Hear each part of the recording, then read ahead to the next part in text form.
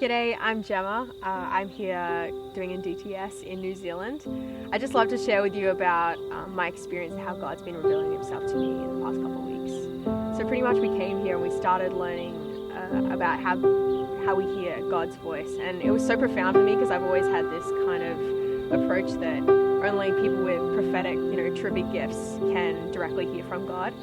And to personally encounter that, it was just, my mind was blown. And I'd always had a prayer life, but to be able to physically have that, conversation with God, it was just something that just took my breath away, A couple of weeks ago, I was super challenged. I finally received an enlistment date for going off to the Navy, and I was like, God, why would you do this to me? I was supposed to receive that months ago, and you obviously didn't want me to go, and you brought me here to New Zealand instead. I was kind of fine with that. I was settled with it, and I realized that in my heart I wasn't, and I just brought it to God, and I was like, God, what do you want me to do in this circumstance? I have no idea. It was something that I wanted so bad, and now I'm here, And I just asked him, I brought it before him, and I was like, this is your will, God, let it be. And I felt like he just questioned me. He was like, Jemma, are you living a life for yourself, or are you living your life for me?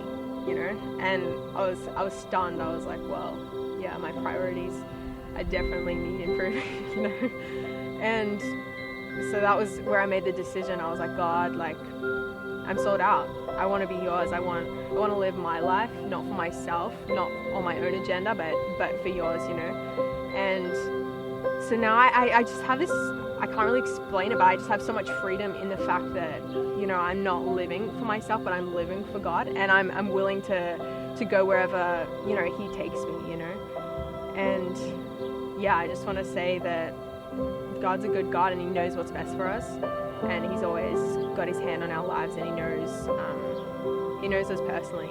And I love how, even though I'm in the unknowing, I know that God has my back, and he's got control over